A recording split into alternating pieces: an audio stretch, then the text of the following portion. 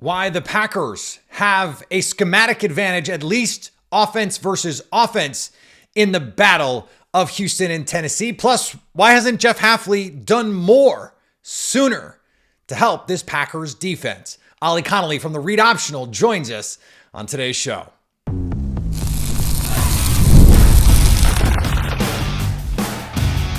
You are Locked On Packers, your daily Green Bay Packers podcast. Part of the Locked On Podcast Network, your team every day.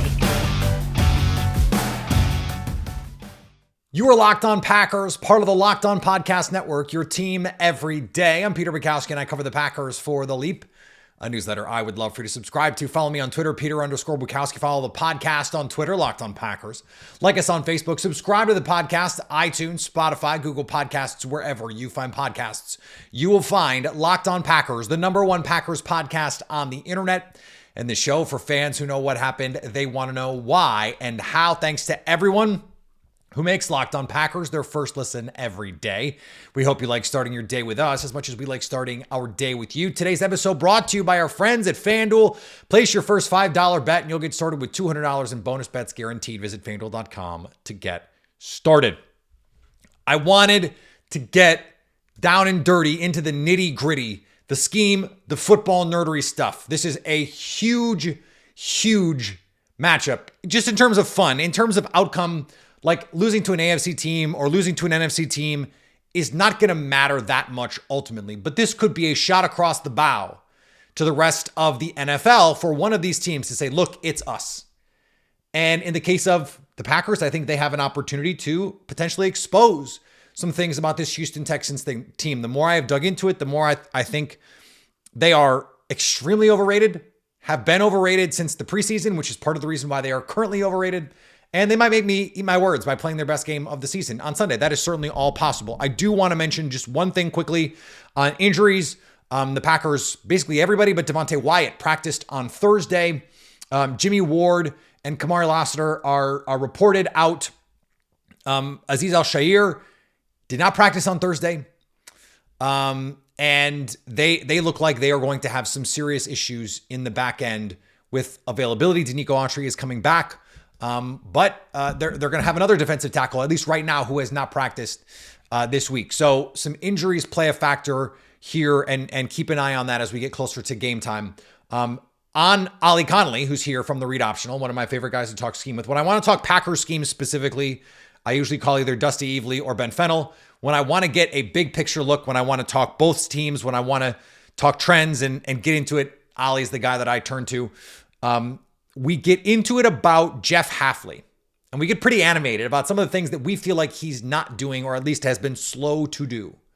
And I want to provide some context to that conversation before we get going, because he mentioned yesterday when he met with the media that they are unraveling this defense slowly, that they are adding pieces and pieces and pieces. And that he feels like this defense, in terms of where it can go and what they can be doing, is just in its infancy. And so, you look at where they were week 1. They didn't really do anything that interesting. Now, I don't think that absolves them from not blitzing Jalen Hurts. I don't want to say that at all. But I do think there are some nuanced conversations to have about the pass rush, the approach, the playing of Edgerrin Cooper. Jeff Hafley did not seem as excited talking about Cooper as Bullard and Williams, for example. And they wanted him to stack some practices together to actually practice. And I think we just maybe aren't seeing everything there. And so I want to give him some grace, because I do think Jeff Hafley is a smart coach. I am higher on Jeff Hafley than Ollie is. And that will come through in the interview. But I think it's important to provide that context, just to be fair to Jeff Hafley, because I do think there's more here to be done. And I think he's saying, look, there's a reason why this has been a slow evolution for us, that we've been doing it slowly but surely. And I think that's important to add. Let's talk to Ollie, though. Joining me now back again, Ollie Connelly from the Read Optional to talk Packers Texans. And whenever I want to talk about just the schematic nerdery of Matt LaFleur, of, let's say, Demeco Ryans, of Bobby Slowik, you're the person that I want to talk to here when we look big picture, because this is a heavyweight matchup in all senses. Let's start on offense here with this Texans team that I think was a little less efficient last year on offense than people realize, and has started the season a little bit slowly. Is there something other than personnel, because the offensive line can't really block, schematically or approach wise, that you think is holding them back? Because it's not CJ Stroud. No, and I'm not on the Bobby Slowik group chat that everyone appears to be on. I'm not either. Had him banded around for head coaching gigs. I really feel like they fell very fortunate to this supernova talent who covered up a whole bunch of holes. And the real bind they've had now for 2 seasons is trying to marry what they want to do from the gun in the passing game, which is where Stroud is most comfortable, with a true efficient run game. They're not really a team who gets into their base runs, and you guys see this all the time, right? Matt LaFleur is the master of layering concepts, right? We go run, we go RPO, we go play action, we go shot, and they just flow so seamlessly. They just don't have a great sense of that, in my opinion. Particularly when they run from the gun, you just see it. Those are just dead plays on arrival for the most part. Line's not good enough. Designs are pretty wonky. A lot, I think, honestly, of outthinking themselves with that stuff. Like the designs are almost too detailed, too creative to the point of pointlessness, when sometimes it's just good to get in there, right? Slam duo, and we just get something out of it. So that to me is the main concern with them. And even in the passing game, they got so many issues in terms of the protection plan's a bit of a mess. The players, you mentioned Kenyon Green being a sinkhole. So much of the stuff they do is just way harder than it should be, or at least looks like it's harder than it should be. And it's CJ Stroud bailing them out of bad stuff. Yeah, it's 3rd and 8. CJ Stroud just go makes a play, and you're just like, oh yeah, this is great. And it's like, it's not, because the early down stuff is not particularly strong. Is this something where, like, because I saw this, I actually asked Jordan Love about this after the Rams game. I was like, hey man, like, you guys are a lot of the gun stuff still, or is it because you're not healthy? And he kind of like, no, I'm good now. And then of course they come back against the Cardinals, and it's all under center play action. They still did some shotgun stuff too, but they leaned much more into that. Why do you think the Texans have been loath to say, hey, let's let CJ Stroud, at least on early downs, have some of these, press the easy button a little bit? Well, I think when they've tried it, it's not been successful. And it's one of those ones where do you continue to bang your head away against something because you think philosophically this is the correct approach, and then what is everyone comfortable with? What are we actually good at? The easy button thing. People use that language all the time. I find myself getting frustrated. Understand the play action, motion, shifting. It's like, well, if the team isn't good at it, is it still an easy button? Or is an easy button for them a speed out, which is like not fun football, but they hit it at a really high clip, right? Like, what is the easy button in the context of your team? And I think what they've found is just, we don't have that many options. For as talented as we are, as good as we should be, when we actually play the games and we move from whiteboard to field, it isn't as easy as it really should be, given how special our main guy actually is. Yeah, it's like the basketball team that does the like, hey, we're going to do the modern thing and we're going to shoot a bunch of threes, but we've got a bunch of 33% 3-point shooters, and it's like, maybe you should try something else, because this is not it. I don't have a good answer other than just let CJ Stroud be CJ Stroud, I guess. But then we almost get into a situation here, Ollie, where we see this in Dallas. There is a logical conclusion where even if your quarterback is a super processor and can make bad plays good, when the other teams can do some of the easier stuff on early downs and make it more manageable, it becomes hard to sustain success. And I think we're seeing the outcome of that right now with this team that I think they're 17th in offensive DVOA. They're just not a consistent group for all of the like wow moments that if you put on the tape, you see from CJ Stroud.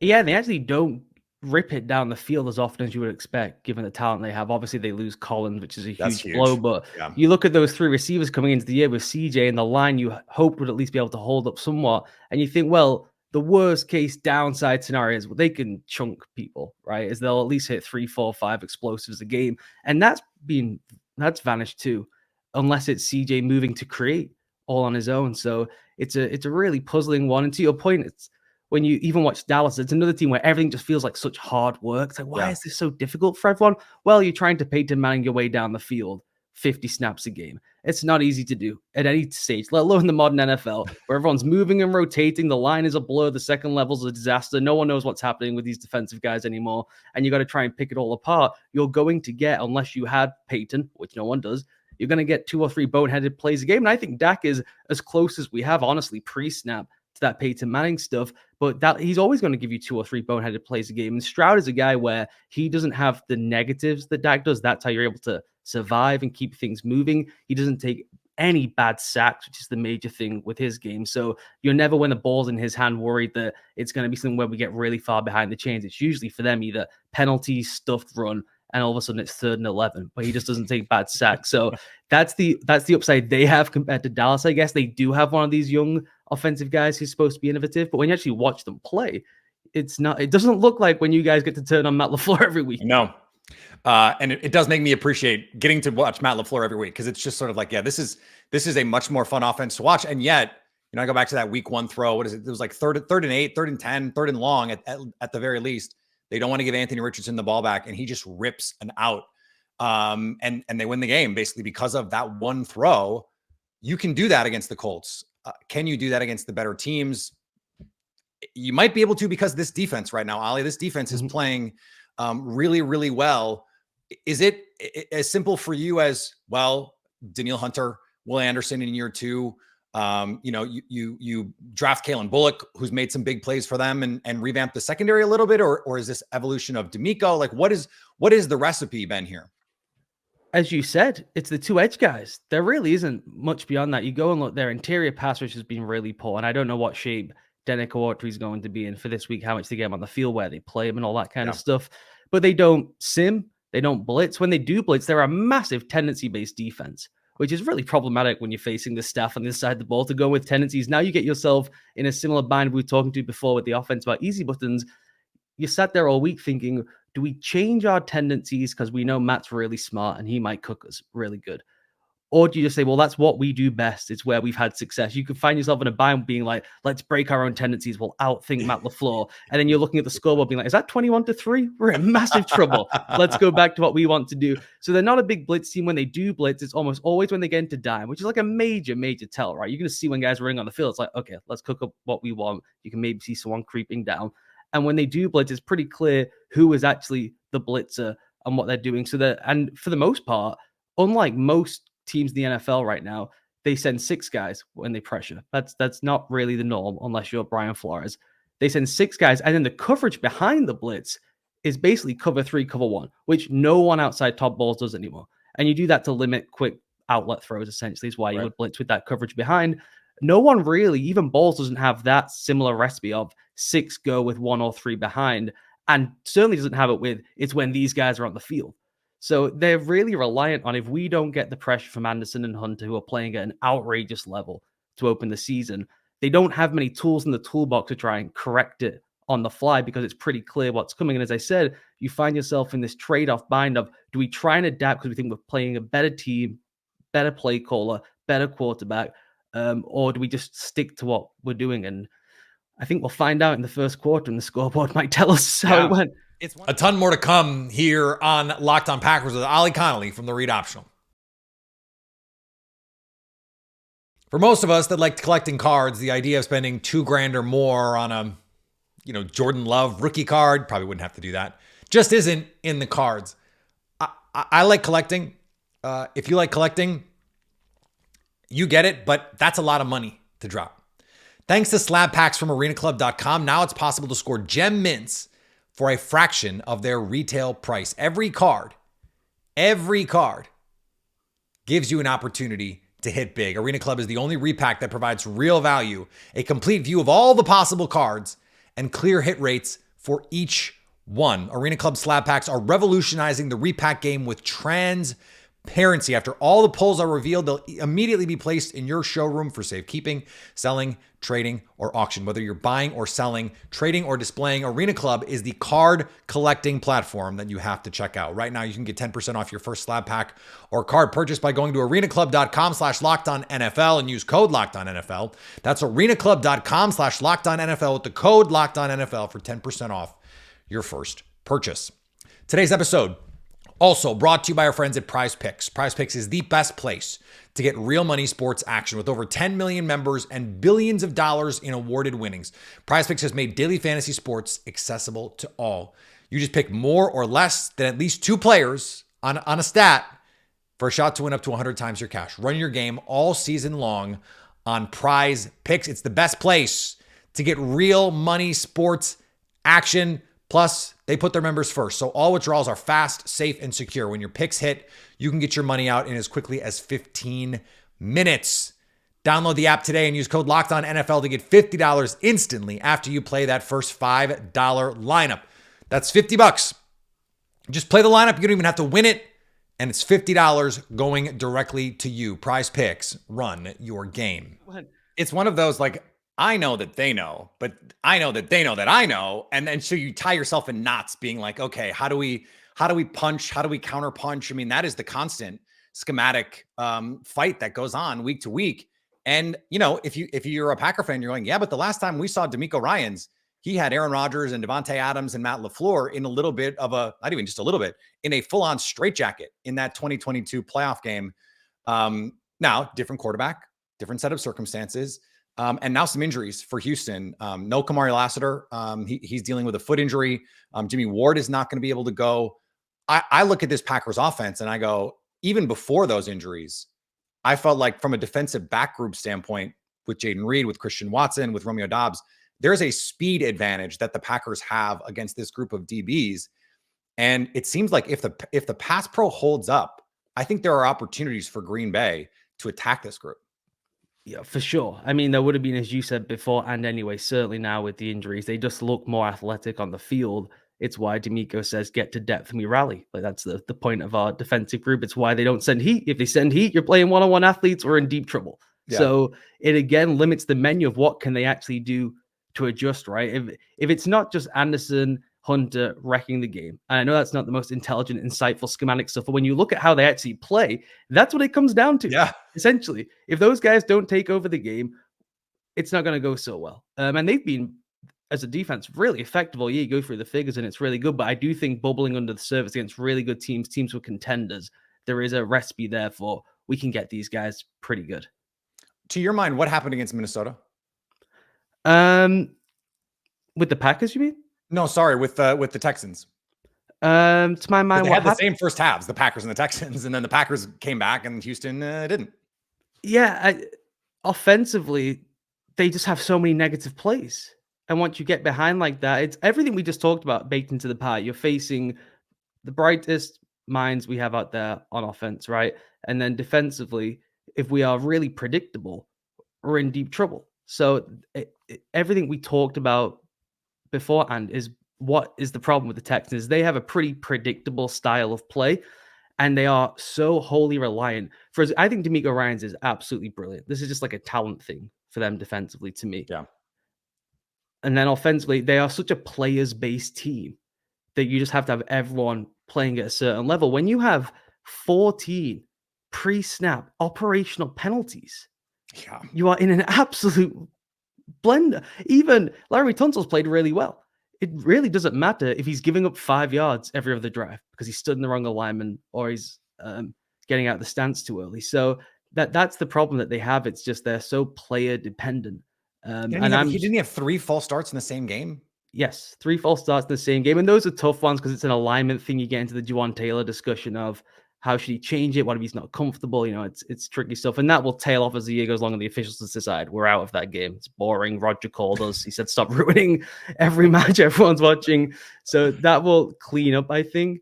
But they just have so many sinkholes on the team right now that unless the stars are playing at like superstar level, it's tough for them to patch up. Jeff Hafley was kind of a black box coming into this season. We didn't really know what to expect. We thought we knew. And I think that they've, even just in 6 weeks, changed a decent amount in the way that they are using their players. We're seeing more simulated pressures. They're bringing more pressures. They've changed their personnel a couple of different times. What stands out to you about Jeff Hafley and this defense this year? Yeah, and I'll offer up a bias before the start of the season. I was not a Hafley guy. I watched a lot of that Boston College team.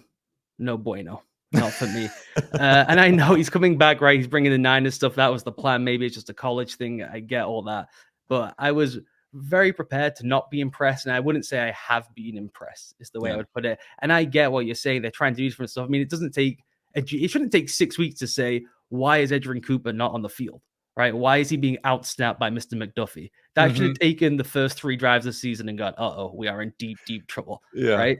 That should be that simple. That it also doesn't take to be an intellectual genius say, why do we have no pass rush? We're going to have to start tagging extra guys into the rush. That's not even a discussion. It's like, we're just not getting home. We're going to have to send extra heat. Maybe can we sim the heat a little bit? Even when you dig through the pressures, they had 12 pressures against the Cardinals, and you go through them. So they're upping the sim rate, but the sims aren't actually the things creating the pressure. They had one pressure off a sim, essentially. One pressure off a 5-man pressure.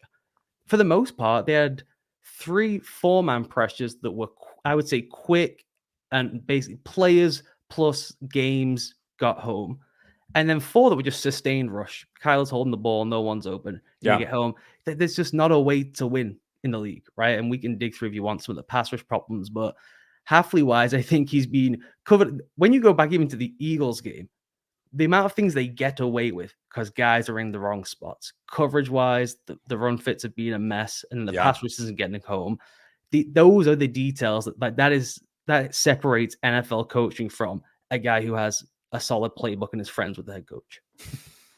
Well, they weren't friends. He was friends with Kyle Shanahan, so it's almost even worse in a way that was where they landed. But the thing is, if you listen to Jeff Hafley talk, you are very impressed by him. He's one of those guys that you just go, hey, you sound like a really smart guy. I do think they've done some of the right things in the changes that they've made, but I don't think they deserve credit for making changes that seemed obvious 4 or 5 weeks ago. Like Edrin Cooper just outsnapped. I'm exclusively going to refer to him as Mr. McDuffie now. I love that. And so like Evan Williams, revelation. Well, why wasn't he on the field before? Why wasn't Javon Bullard the day one nickel for this team when that was his best position in college? I think it's easy to look at this team and go, this could have been better earlier, but thank God they're finally doing the right things now. I do wonder, against a better offensive mind than Bobby Slowik, maybe like what we saw in Minnesota, that's where this becomes problematic. I don't know if this is the right Texans team to take advantage of some of those things.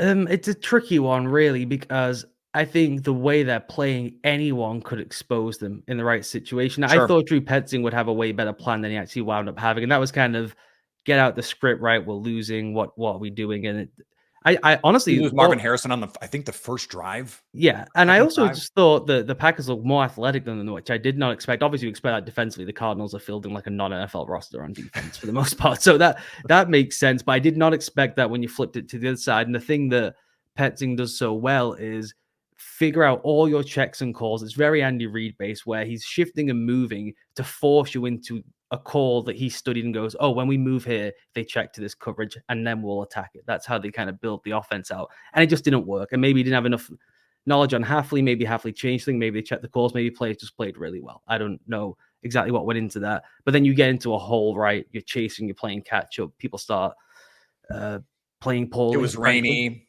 Yeah, exactly. So the game just gets away from you and spins out. There's nothing, I think so much of like the operational design issues have just been covered up by outstanding individual plays for the most part. The pass rush being as bad as it has been, I don't know how you can just figure that out midstream, other than, as you said, okay, we'll up the sim rate, we'll up the pressure rate. Well, are those things actually getting home? Are they actually giving us some benefit? Or is it just we don't trust Quay in coverage, so the best value he can give us is slamming into the line of scrimmage quickly, and that's actually got some upside? All right, we get you set with just a little bit more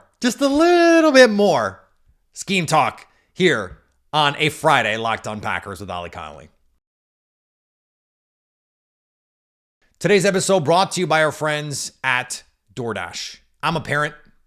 I'm usually the guy cooking in the house because I work from home and my wife goes into the office most days. And so there are some days I'm really busy. You're dealing with the kids. I don't want to cook. I love to cook, but I don't always want to. So DoorDash is our go-to. Oh, we'll just use DoorDash. Oh, what do you want to get from DoorDash? This is a conversation that happens weekly, multiple times a week, let's be honest. And they have everything that we want. All of our favorite restaurants are on DoorDash.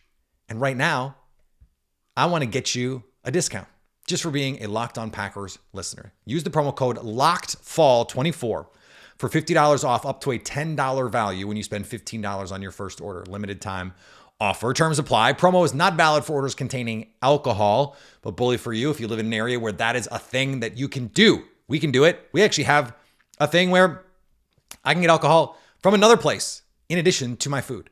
DoorDash, your door to game day greatness, your door to more. Download the DoorDash app now to order your game day favorites. Must be 21 to order alcohol. Drink responsibly. Alcohol available only in select markets. And thanks for making Locked On Packers your first listen every day. Now for your second listen, go check out Locked On NFL now with 2 shows every day. First, the madman Tyler Rowland kicks off your morning with a double shot of NFL espresso. Then stop by the barbershop with Tony Wiggins for some real NFL talk. Find Locked On NFL on YouTube or wherever you get podcasts. Yeah, for all of the like, hey, Quay's best, traits are as a blitzer. It's like, do you see the pressure rates? Like, he doesn't get home when he blitzes. He just runs into a running back. And to your point, there's some value in that. But they've started to use him more on these cross dogs where he's the first guy through, and he's basically setting a pick for Edge Cooper, who is able to make the play. In a lot of ways, Cooper is the guy that they wanted Quay Walker to be, but he just hasn't been. And so now you're trying to find something else. What's interesting to your point about the pressure, they've had a lot of pressures this year, but none of them have been quick. Like, very few of them. They're all, we talk about coverage sacks. They've had coverage pressures where it's just like, okay, effort. Now they've moved the quarterback, and that gets counted as a pressure. Yeah. But it's really the coverage that was good that allowed you to get home. And this is part of the way that this team was built, Ollie, is they've got all these power rushers. Rashawn Gary is a power rusher. Preston Smith really is a power rusher. Lucas Van Ness. I've been saying for years, they need someone who can win quickly. They need one speed rusher, and they just don't have that guy. I don't know, other than just Rashawn Gary playing better, playing like he did at the beginning of last year, how they fix their 4-man pressure group. Kenny Clark too. Like, their 2 best players have to play better. For sure. I also think the Van Ness thing is like, you can just whiff on a player. That certainly could be true, where they thought, he was not massive varying opinions, right? You'll remember in that draft, some people thought, middle round pick, maybe developmental. Other people, for some reason, had him as a first round grade as a rotational rusher in college. That's the thing that really happened in that draft class. It was not me. When I watch him play, my overriding takeaway is he doesn't know the player he's supposed to be, and it actually infuriates me. He gets off the line of scrimmage. Like, his sole job in the league for the first 2 seasons should be you run through someone's face every single time. Yeah. Here is Bosa tape. Here is Trey Hendrickson tape. You knife from out to in, and you slam through someone's face, and you ain't here to get big numbers. You're here to we build the pressure and the rush in such a way other guys are coming home and you get a bunch of high fives, and we'll pay you a lot of money at the end of it, and hopefully you get better because we know how valuable you are, but the numbers might not tell other teams how valuable you are. And then I turn the film on, and he's trying to hit these hezzy moves, and he's giving great distance between him and the tackle, like he's going to set up and go one way. It's like, bro, the ball is out. You're not that guy. You're not that athlete. Who taught you? That's not how you rushed in college either, by the way. So it's like, who told you to do that? Even when I watch their structure, you get me all wound up now, Pete. I'm getting wound up about let's go. I'm ready. Bad defensive structure. I watch the structure of their defense, and so many of their guys are, to me, out to in power rushers, to your point, Rashawn, everyone. They're so tight and aligned to the line of scrimmage that they have to then widen their initial step to try and get the out to in crunch. Right. Yeah. You're giving up a half beat in the NFL. This isn't college. We're not at Boston College. Even then, you got your head caved in all the time. You can get away with that at Ohio State, Alabama, where you've got better athletes than everyone else. To do that in the NFL, why are you giving up half beats all the time when you know you're not getting home? Maybe week 1, week 2, you tried something, it didn't work out. To get this far down the season and to not try and change the integrity of the front, and the answer just be, we'll tag extra guys in. That is easy answers. That's stuff we could come up with on a podcast. Let's send more heat and hope for the best. Why don't we sim more? The other teams sim more. And I actually think, because I'm deep into the Packers Twitter world, because I love Matt LaFleur so much, and you always send great followers my way because I'm always writing about how much I love Matt LaFleur. the clips I see of people getting excited are all the exotic things. Oh, they dropped both tackles, whatever. When you watch, that stuff doesn't work. His exotic stuff doesn't actually work. It's fun because it's different, but what's the point if it doesn't work? Yeah. Look, Van Ness is someone who I struggled with as a prospect. Gary was someone I struggled with as a prospect. This is the archetype that they kind of have, and they hit on it. Preston Smith, especially in his prime when they signed him, Zadarius Smith is also a power rusher, but he's got better hands than any of these guys. Like, no one has developed their hands well enough. And to your point, like, every time I want Lucas Van Ness to be fined every time he tries to run the arc.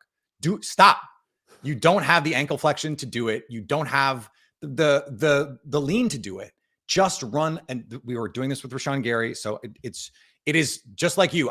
It gets me worked up because I'm like, this is not how this is supposed to look. I don't have an answer for why Kenny Clark is just getting like caved off the line of scrimmage or is out of position. I think they're running too many games for Kenny. He can just beat guys one-on-one. I'd like to see them give him more opportunities to do that. Every time they give Carl Brooks an opportunity to beat somebody one-on-one, it seems like he does. So like in some ways, I kind of want them to just simplify and just say, can you just let these guys go hunt a little bit? Because I do think last year they had top 10 pressure rate with 4-man fronts. They can do this. It's almost like they're big braining themselves, a little bit of Bobby Slowik disease, where it's like they're trying to run a game on every single down. And that I just don't think you can live that way in the NFL. Yeah, it's just classic. I always call it ego coaching. It's like, well, I'm going to run what I would always run, no matter what the depth chart says, rather than saying, who are my players? What do they do well? Let me watch last year's tape and go, oh, that was pretty good. Even if I don't fix that and they just sign Xavier McKinney, people are going to say I'm really intelligent because the defense is going to look better, right? It's like that's the easiest part. Sign Xavier McKinney, draft Evan Williams in the 4th round, let him be a star right away. It's like, okay, yeah, like, I fixed it. What? I'm a good coach. Let's do this. Yeah, I'm gonna get a head coaching gig. The Panthers will call me in a year. That's what will happen. It's like it can be as easy as that. I'm with you. Even when you watch the pressure plan against Kyler Murray, and again, they won the game and it was a blowout. 5 of those pressures come once the blowout is on. So like the whole game is thrown off. It's not almost. I like think they're built to play from the head, though. That's the thing. I mean, I guess so, but still, when you build the plan for the week, you're not saying, in the first quarter we'll be ahead. That's just not how you build out the plan. No, you're right. To your point about how can we tie things together? I want to run all the games. Cool. Well, there's plenty of defense in the NFL you can go and watch. When they build that plan out, they'll have a game to one side. They'll compress the pocket another way, try and flush the quarterback. You're facing Kyler Murray. The guy wants to bail every now and then. Force him to bail to the left. It doesn't seem cohesively built to the skills of the players, or actually like it's a plan of how all 4 will be maximized at once. That's how I would kind of boil it down. And I think there's easy fixes they could do to try and amplify different people. It's just as I said, they're in their head of this is what we want to run. This is who we want to be. Well, then you got to get the players for it. I just don't know why you would run that front structure if the players aren't comfortable with it and not performing. Yeah, I mean, we'll see what they're able to do. I do think Evan Williams, Javon Bullard, and Edrin Cooper are a big part of the solution here, because I don't think you need to get that creative with the playmaking and the athleticism that they can bring to bear on this team. We will see. I cannot wait. Ollie, thank you as always for your insight. The read optional, and then you also just started doing some more podcast work. Tell my audience about that. Yeah, on the read optional, we do 4 hours a week. Unbearable to listen to my voice for that long, I imagine, for most of the listeners. But yeah, we go. Come on. We go conference by conference. Just for the accent, Ollie. That's true. That's true. For the messed up, is it Boston? Is it Mid-Atlantic? Is it British? Who can tell? Family certainly can't. They hate it. Yeah, we do 4 hours a week. We go team by team, deep breakdowns of every single team, flipping conferences each week. I hog about an hour of the podcast every 2 weeks discussing the Packers, because it's frankly at this point in my life, watching all the film, all I really care about is talking about Matt LaFleur. So that's what I do. I'm convinced that JT O'Sullivan only did the Rams film for Jordan Love last week so he could talk about Matt LaFleur. Like, and it's just like, that's fine, because it's really fun to watch some of the stuff that he's thinking up right now. Ollie, awesome, man. I appreciate the time. Thanks so much. All right. Thanks to Ollie for joining the show. Did not make me feel better about the Packers defense, but the more I looked at it, the more I was just frankly not that scared of the Packers offense and Jeff Hafley, of the Texans offense. And Jeff Hafley, he overlapped with Bobby Slowik. He knows Bobby Slowik. I just wonder about that. I think this might be the game where we come out and see this defense, because I like the Jaguars defense was able to play well against this team. So, I mean, come on. And a lot of you had a lot of thoughts about Big Sarge yesterday. I love it. I love the enthusiasm. Thank you so much for reaching out. Of course, we appreciate it. I think the Packers are going to win. And I'm actually a little bit more confident in it today than I was yesterday and the day before. So I think the Packers can get to 30 in this game. I think this is a signature win for Matt LaFleur for the Green Bay Packers. And this is the one that announces them as, hey, I understand it didn't go great against the Vikings in the first half, but you're talking about the Lions as a favorite in the NFC. You should be talking about us too. I think this is that game for for the Green Bay Packers. All right, follow me on Twitter, Peter_Bukowski. Follow the podcast on Twitter and all the social medias, Locked On Packers, Instagram, TikTok. You guys are loving it on TikTok. I love that for you. And then, of course, YouTube, where we'll be live after the game, after the Packers beat the Texans at Lambeau Field on Sunday in their all whites, baby, which I don't love, but they just needed the yellow stripe on the helmet, and it would have been so much better. We will be live on our YouTube page, so go subscribe so you can stay Locked On Packers.